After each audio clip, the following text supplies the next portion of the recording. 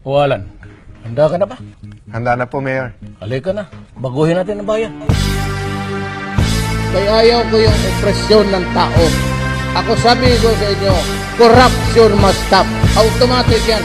Drugs must be stopped. Kamusta ang buhay nyo? May nangyari na ba pagkatapos ng termino? Ni Ginoong mabait, ni Ginoong matulungin. Demokrasya binigay sa hirap na kukulungin. Ilang taon na tayong malaya, ilang taon na rin ang tao'y dinaya. Gumagamit pa ng matamis na salita. Ang kakain ay gobyerno, magbuhugas ay tukha. Ang kakapal ng mukha, may kapalit kang tutulungan. Mayaman ang at nagpapayaman pa sa kanyang upuan. Imulat ang mata, buksan ang pangunawa. Halos puro problema ang Pinas, walang ginhawa. Kaliwat kanan, ang droga at krimen.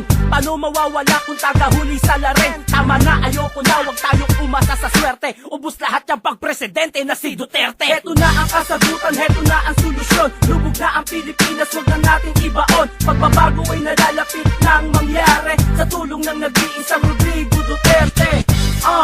Rodrigo Duterte. Rodrigo Duterte.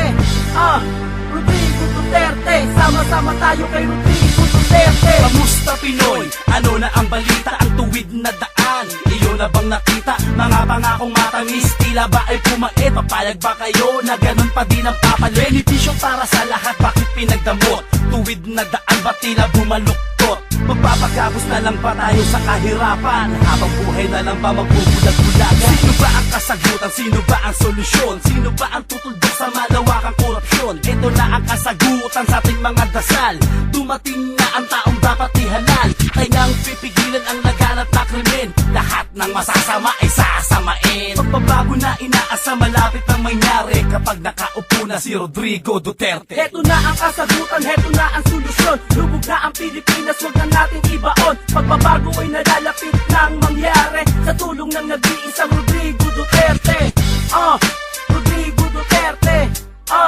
Rodrigo Duterte. Rodrigo Duterte. Sama-sama tayo kay Rodrigo Duterte. Heto na ang kasagutan, heto na ang solusyon. Lubog na ang Pilipinas, wag na natin ibaon. Pagbabago ay nalalapit nang mangyari sa tulong ng nag-iisang Rodrigo Duterte. Rodrigo Duterte. Rodrigo Duterte. Rodrigo Duterte. Sama-sama tayo kay Rodrigo Duterte.